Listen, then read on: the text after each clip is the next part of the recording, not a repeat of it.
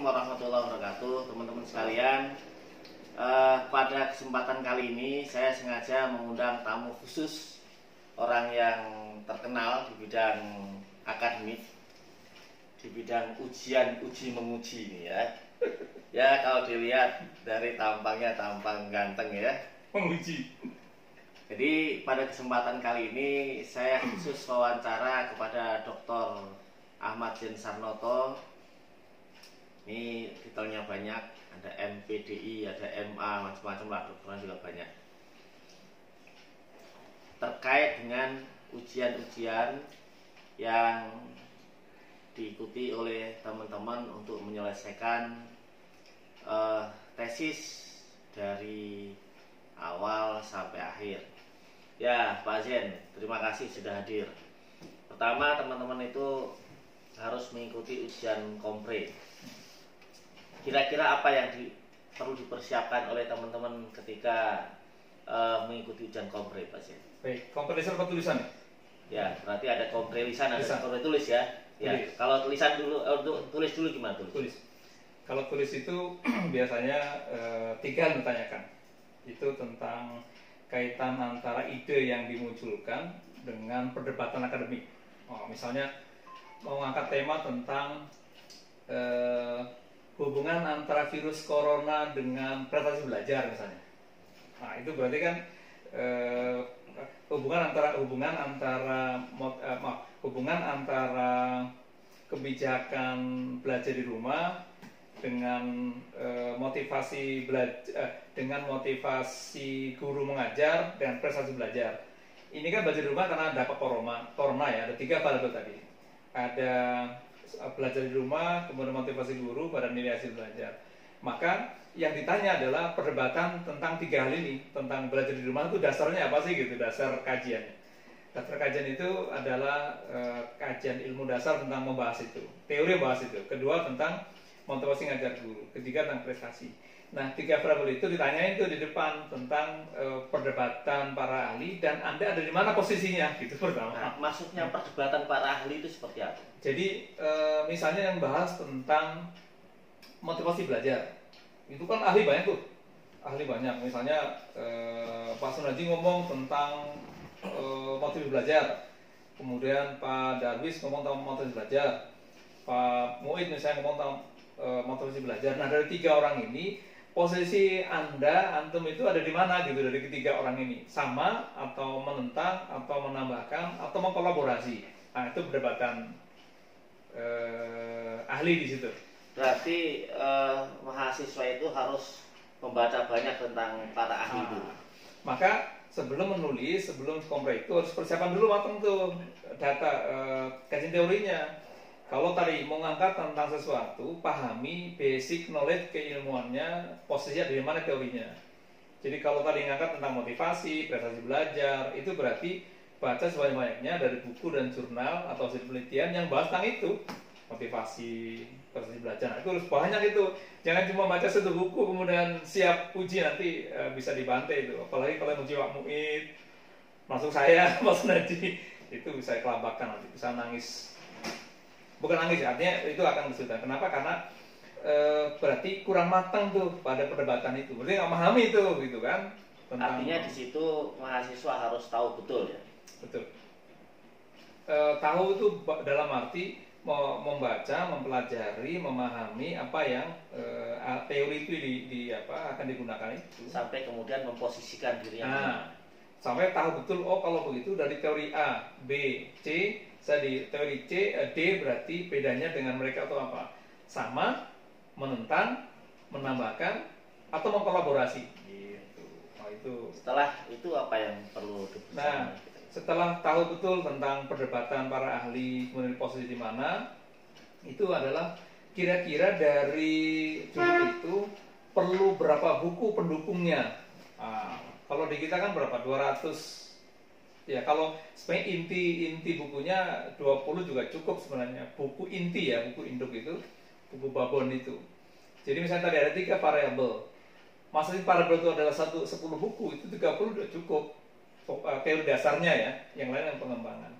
Jadi kalau tadi ada 3 variabel, motivasi, prestasi, kemudian kompetensi misalnya, maka ada 3 variabel teori.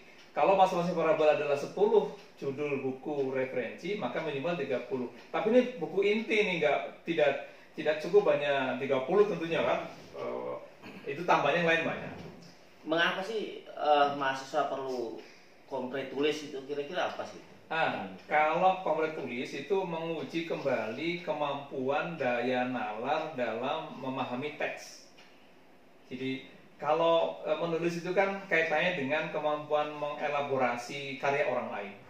Misalnya dari baca buku nih, dibaca, kemudian yang masuk ke pikiran tuh berapa persen, kemudian yang mampu ditulis kembali itu berapa persen. Kalau cuma bisa baca, kemudian tidak bisa menulis kembali, itu kan berarti kurang, kemampuan literasinya rendah di situ, atau kurang rasanya. Maka kompre itu dalam rangka untuk mencoba melihat sebenarnya seberapa kemampuan mahasiswa mengelaborasi antara bacaan yang dia baca, kemudian kemampuan dia membaca dan kemampuan dia menulis kembali dari teori itu. Nah, setelah kompre tulis, untuk lisannya apa yang harus dipersiapkan oleh mahasiswa? Setelah memiliki teori dasar dari tulis itu, memahami, maka pada kompre lisan itu biasa akan muncul kembali teori itu seberapa besar dia kemampuan mengucapkan gitu, memahami tadi setelah ditulis, dia paham, dibaca, baca, tulis itu kan bisa jadi baca dari buku, ditulis. Tetapi kalau diucapkan kembali, itu adalah merecovery. Ada nggak masih tersimpan tuh memori tentang 3 variabel tadi basic ilmu itu? Karena bisa jadi tadi begitu nulis lancar gitu, karena mungkin daya imajinasinya lagi bagus, bahkan mungkin ada buka Google gitu kan, ada buka apa gitu, karena biasanya nggak diawasin itu nulis. Tapi begitu kompre itu kan diuji seberapa kemampuan mahasiswa memahami teks dari teori, kemudian seberapa besar kemampuan mahasiswa mengelaborasi bahasa yang muncul dalam buku. Ketiga, seberapa besar daya ingat dan imajinasi untuk mengelaborasi itu untuk dalam karya yang akan dituangkan di karya ilmiahnya itu. Perlu nggak seorang penulis itu mempertahankan hasil tulisannya misalnya? Ya, wajib. Sebatas mana itu? Sebatas satu, dasar teorinya benar. Misalnya saya nulis tentang sesuatu yang mungkin digugat, misalnya gini. Ini kan masih baru ya, tentang corona misalnya, dampak corona pada hasil pembelajaran. Kebijakan Gubernur DKI misalnya, atau Indonesia pada umumnya, meliburkan belajar atau belajar di rumah. Tentu belajar di rumah itu kan berdampak kepada kualitas pembelajaran pasti, kepada siswa. Maka ketika saya menulis tentang bagaimana dampak corona dalam prestasi belajar, maka saya harus punya kemampuan betul untuk membuat kajian teori para ahli. Nah, kalau kemudian masuk rumah para ahlinya, kemudian saya ditanya oleh penguji, coba saudara buktikan bagaimana pengaruh dari dampak corona pada hasil pembelajaran. Artinya argumennya harus... Oh ya, harus ilmiah, bukan hanya argumentasi yang asbun gitu kan. Menurut saya itu apa dalilnya gitu. Kalau menurut Anda kita S2 itu belum punya teori di situ, belum boleh berteori banyak. Harus bisa mengelaborasi tadi teori orang lain, baru dijadikan pijakan. Menurut saya setelah ada pendapat A, B, C, baru pendapat kita, di situ bolehnya. Berani berargumentasi. Itu kalau dalam kajian teorinya yang jelas satu, memahami epistemologinya, baru ke nanti sampai ke aksiologinya ya, dari ontologi, dari epistemologi ke ontologi, baru ke aksiologi. Jadi dari ketiga runut ilmu itu harus dikuasai betul. Ilmunya dikuasai, bagaimana ilmu itu dipraktekkan, dan bagaimana dampak ilmu itu diketahui. Nah, itu kompre. Oke, setelah itu teman-teman kan menulis proposal. Dan harus seminar di proposal. Nah, ketika seminar di proposal itu apa sih yang perlu disampaikan kepada penguji? Kan waktunya mungkin nggak lama gitu ketika seminar itu. Yang paling dasar adalah apa dibalik judul, mengapa judul itu dipilih. Yang paling gampang, misalnya waktunya 5 menit. Alasan apa yang paling penting sehingga harus diangkat itu? Betul. Misalnya apa sih temanya gitu. Seringkali teman-teman terjebak dengan judul sendiri. Jadi judulnya apa, tapi dia bahas tentang apa gitu. Padahal seminar proposal itu sebenarnya hanya untuk menguji isi dari yang akan ditulis di situ. tadi kalau ambil contoh misalnya ini yang lagi viral misalnya tentang corona misalnya, hubungan antara prestasi belajar di rumah, dampak prestasi dampak belajar di rumah akibat corona dengan prestasi belajar itu kan berarti apa sih inti di balik judul itu? Intinya adalah ada pengaruh negatif atau pengaruh kurang bagus atau pengaruh signifikan dari belajar di rumah dampak corona terhadap prestasi belajar. Apa buktinya di situ nanti? Tadi belajar di rumah itu kan menurunkan semangat, motivasi dan sebagainya. Nah nanti baru diukur tuh gitu. Kalau saya pahami alasan-alasan tadi yang harus dikemukakan oleh penulis berarti harus berlandaskan dengan masalah. Masalahnya apa di situ lah? Jangan sampai mahasiswa itu nggak tahu kalau dia punya masalah gitu. Nah itu masalahnya. Masalahnya dia nggak ngerti masalahnya apa itu. Itu masalah besar. Iya. Nah, seringkali mahasiswa itu terjebak dengan masalah sendiri karena dia tidak tahu kalau dia punya masalah sebenarnya di situ. Padahal dia harus menulis, harus paham tentang masalah yang akan dikaji, digali untuk dicari solusinya ya. Itu yang penting. Itu baru sebenarnya proposal. Nah, karena proposal itu hanya melihat gambaran tentang dengan judul ini, satu, Anda sudah punya teori apa yang untuk membahas. Kan tadi sudah di komprek kan sudah banyak teori itu. Kalau 3 variabel berarti 3 variabel teori. Maka kalau dengan itu ungkapin tuh, saya sudah punya keyakinan saya, misalnya harus yakin betul kalau mau seminar proposal harus yakin tentang judul, yakin tentang garapan yang akan diteliti, yakin akan ini cakupan yang akan diteliti loh, ini baru akan gitu, tapi punya basic tentang tadi dengan judul ini saya sudah punya 3 variabel teori ilmu yang akan membahas tentang ini. Oh itu baru yakin itu. Jadi kalau mau nulis itu apa bukunya berapa? Baru 5. Itu pun bukan buku induk gitu. Buku induk adalah buku yang diyakini punya teori. Itu pun pinjaman pas mau nulis minta lagi.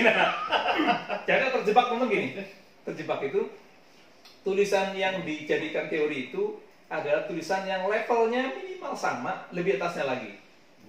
Misalnya buku yang ditulis oleh orang yang minimal berpendidikan S2, karena tesis ya. Nah, atau S3. Jadi kalau tulisannya ditulis oleh misalnya masih S1, maka itu tanda kutip menurunkan derajat itu. Kenapa? Karena Anda sedang menulis tesis level S2. Lebih baik kalau lebih atasnya lagi. Nah itu kalau mau nulis disertasi harus di atasnya. Di atas disertasi atau minimal sama yang pernah nulis disertasi jadi teori. Artinya buku-buku ilmiah. Buku ilmiah. Nggak boleh ngutip misalnya karya-karya roman misalnya. Itu bukan buku induk itu. Nah, buku induk kita kalau pendidikan berarti buku-buku babon induk yang dijadikan referensi dan itu diakui. Diakui itu keilmuannya, kapabilitas dan kualitas orang itu diakui bukunya. Walaupun misalnya banyak nih tulisan banyak, tapi dia lain lagi dengan ulama besar ya misalnya. Kalau lihat bagaimana misalnya Imam Ghazali, perlu lihat nggak? Tidak perlu beliau background ilmunya, background akademiknya, tetapi keilmuan beliau diakui. Tapi kalau kekinian, beberapa ahli berpendapat teori itu 5 tahun ke belakang lah yang jadikan rujukan. Kalau memang harus rujuk buku lama, itu tidak perlu melihat keilmuan latar belakang pendidikan mereka. Imam Ibnu Katsir nggak perlu. Ibu beliau sekolah di mana? Nggak perlu lihat itu. Tapi keilmuan sudah diakui dunia. Kayak Buya Hamka misalnya, beliau secara formal tidak sekolah, tapi keilmuannya diakui oleh Al Azhar Mesir, kemudian bikin tafsir, maka itu bisa dijadikan buku kajian, induk kajian. Karena keilmuannya diakui dunia. Nah, kalau kita level-levelnya, misalnya Pak Zul bikin buku, sudah bisa dengan teori. Dan tolong pahami teman-teman, nanti kalau seminar misalnya, ini karena kaitannya dengan banyak hal ya, usahakan cari buku, jurnal, dosen yang ada di prodi ini gitu. Artinya dosen-dosen kita itu lebih diutamakan. Terutama dosen, misalnya tadi saya akan menulis, mahasiswa akan menulis tentang motivasi belajar pada proses belajar. Maka bicara pendidikan, cari tuh karya Pak Sunaji berapa, karya saya berapa, karya dosen. Kalau perlu lihat webnya, masing-masing buka. Itu di bukunya, di jurnalnya ada beberapa judul. Kalau perlu masuk ke Google Scholar, kutip bukunya semua. Sebenarnya ada hal yang penting itu, ilmunya mutasil. Itu nanti bersanad gitu kan? Sanadnya mutasil. Bersanad. Maka usahakan teman-teman tadi di antara buku teori itu cari utamakan adalah karya dari dosen di dalam kampus PTQ yang itu sudah banyak. Maka mahasiswa sering-seringlah datang ke rumah web kita di Google Scholar, mahasiswa tulis tuh nama Ahmad Sunarji di Google Scholar itu berapa, download itu karyanya, kutip walaupun misalnya tidak banyak, kutip aja gitu. Nah itu penting, itu nilai plusnya apa? Satu, nilai bersanad tadi, ilmu bersanad. Kedua, akan membantu kita memudahkan nanti. Jadi kalau teman-teman misalnya agak kesulitan diserang oleh penguji dengan berbagai argumentasi, kalau sebutin misalnya menurut Ahmad Sunhaji, siapa yang uji nanti? Oh, yang uji, oh berarti dosen kita nih. Nah, kapabilitas itu diakui. Oh, berarti dosennya, oh ini berarti dosen kita yang ngutip, berarti kita akui. Ah, itu sanadnya di situ nyambung itu. Ada apa barokah? Kalau santri apa istilah? Barokah guru.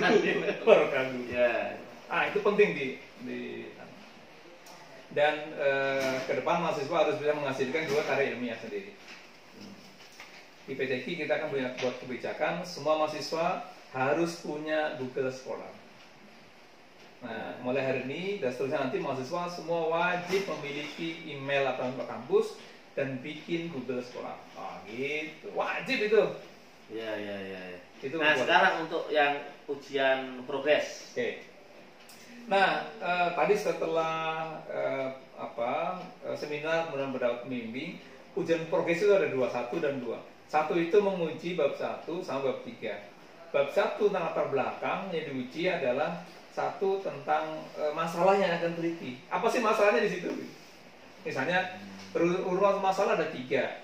Kan kalau kuantitatif sudah ketahuan tuh hubungan variabel X1 pada Y, X2 pada Y, X1 X2 pada Y itu kan paling itu muter-muter itu aja lah seputar kalau kuantitatif. Tapi lihat bahwa yang menjadi rujukan juga di situ adalah kajian teori dan penelitian yang relevan sebelumnya. Itu penting.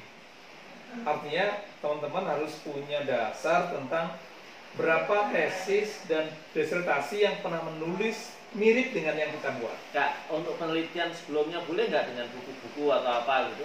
Kalau di situ kan penelitian relevan, maka penelitian itu adalah bentuk jurnal atau hasil penelitian sudah jadi buku. Bisa langsung aja meneliti tentang disertasi jadi buku, nah itu boleh dikutip. Itu dulu adalah disertasi. Tapi kalau buku murni tidak, karena itu penelitian. Itu kan penelitian relevan, itu bentuknya tesis atau disertasi atau jurnal di situ. Nah itu, yang diuji itu. Maka ujian pertama adalah melihat antara latar belakang masalah dengan masalah yang dibuat, pertanyaan dibikin, tujuannya yang akan dicapai, kemudian basis teori sama penelitian relevan terdahulu apa yang menjadikan kebijakan. Nah, kalau sudah lulus progres 1, itu yang akan agak kencang itu nanti di bab 1 karena ada tujuan penelitian, itu kan harus sampai nanti ke kesimpulan tuh tujuan itu sama. Kemudian ada teorinya, kemudian ada metodologi cara mencari datanya itu kalau kuantitatif. Nah, berarti itu punya masalah, punya dasar teori, ada cara mendapatkan data, baru nanti bab berikutnya. Nah, 3 itu di bab 1 2 itu. Kalau kualitatif berarti 1 bab 1 punya masalah, bab 2 bab 3 bisa jadi itu masih teori, pengembangan teori. Masih teori itu diuji itu kan.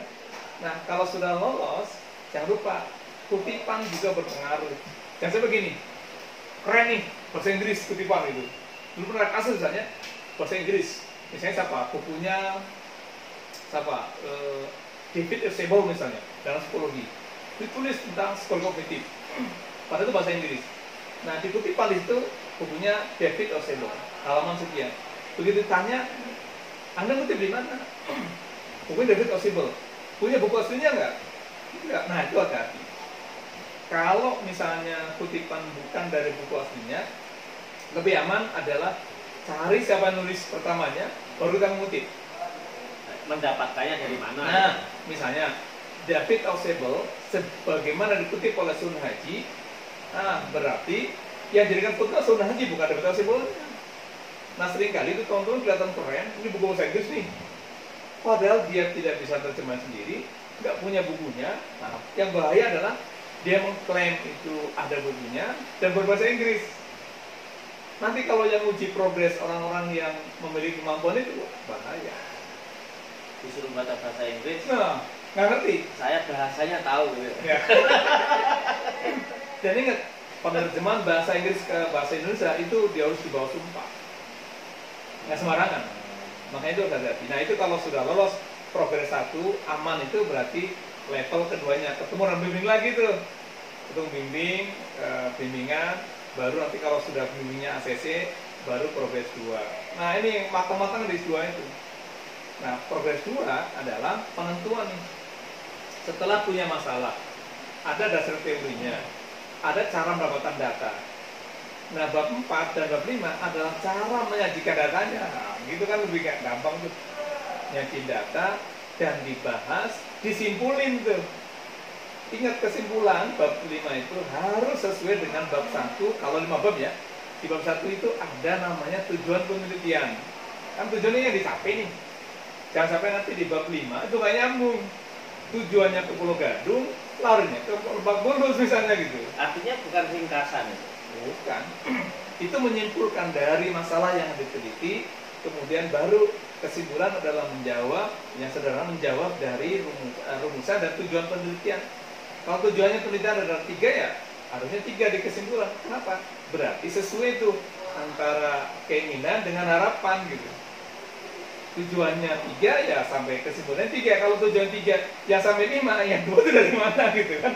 Itu anak nggak jelas itu nantinya gitu. Ketemu pinggir jalan. Nah itu nggak boleh gitu. Itu sesuai. Itu yang sering terjebak. Ya. Sekarang kalau ujian tesis atau disertasi gimana? Kalau tesis kan ada tertutup, terbuka nggak ada. Kalau disertasi nanti ada tertutup, ada terbuka. Nah sekarang untuk yang mungkin tesis atau disertasi yang tertutup. Kalau tesis itu yang hanya sekali uji ya, tapi itu pertaruhan. Lihat teman-teman nanti siapa yang pasangan itu pasangannya bisa menjadi pasangan termasuk menentukan baik tidaknya serem atau tidak pembimbing pengujian itu. Nah kan diuji ada 2 orang biasanya, atau panitia sebenarnya kan ada ketua panitia, ada sekretaris, ada pembimbing dan penguji.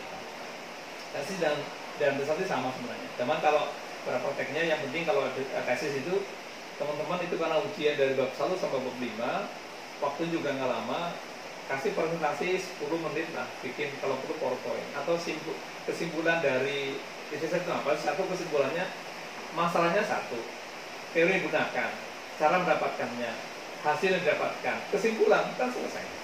5 item itu cukup sebenarnya kan di tesis ya, 5 item.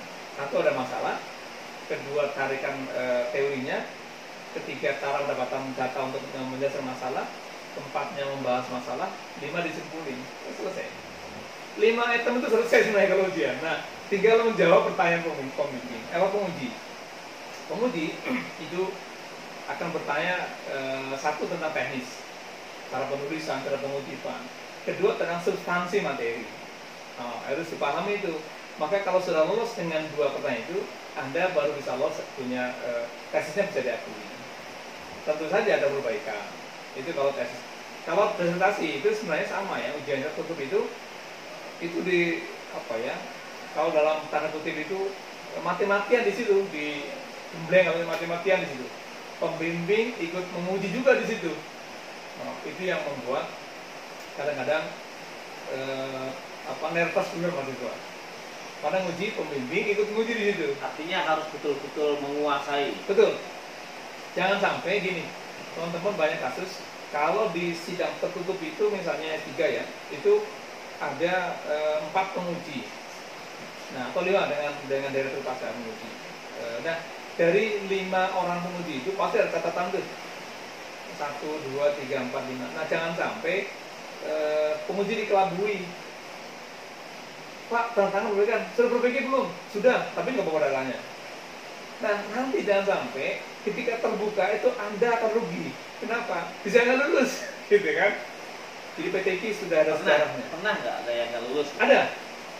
Dan ini menjadi pelajaran penting buat teman-teman. Tesis juga ada yang nggak lulus, disertasi juga ada yang nggak lulus, gitu kan? Nah, kalau tesis tadi kan hanya sekali ujian, kalau nggak lulus ya pulangnya ujian lagi. Tapi kalau presentasi terbuka nggak lulus, ditonton banyak orang, keluarganya nonton, orang lain banyak nonton, itu malu. Maka yang S3 hati-hati, jangan sampai Anda terlalu pede tapi nggak punya dasar. Pede perbaikan gitu ya, tapi begitu disidangkan blank gitu. Nah itu persiapan mental harus disiapkan. Yaitu kalau ujian tertutup terbuka, hati-hati terbuka itu memang hanya berapa persen saja, tetapi itu menentukan lulus tidaknya. Karena kalau nggak lulus kan tadi malunya kayak apa, itu beban moralnya luar biasa, ngedon itu. Kan ujian ulang juga nantinya kan? Oh itu yang mengerikan, akan ujian ulang walaupun dari publish ujiannya tidak terbuka lagi, tapi tetap pada ujian ulang. Kenapa? Karena ada standar akademik yang harus dilewati di situ. Nggak bisa sembarangan, kira-kira begitu. Terima kasih Pak Jan. Jadi teman-teman sekalian, intinya begini, apapun itu, hasil karya Anda harus maksimal, harus bagus. Jika teman-teman tidak maksimal di awal, maka mungkin nilainya nggak maksimal, tapi tetap harus memperbaiki. Nah, sama-sama endingnya harus bagus, ya mungkin memang harus dipersiapkan dari awal. Saya kira wawancara eksklusif ini sudah cukup. Terima kasih sekali Pak Jen. Assalamualaikum warahmatullahi wabarakatuh. Tetap semangat. Waalaikumsalam warahmatullahi wabarakatuh.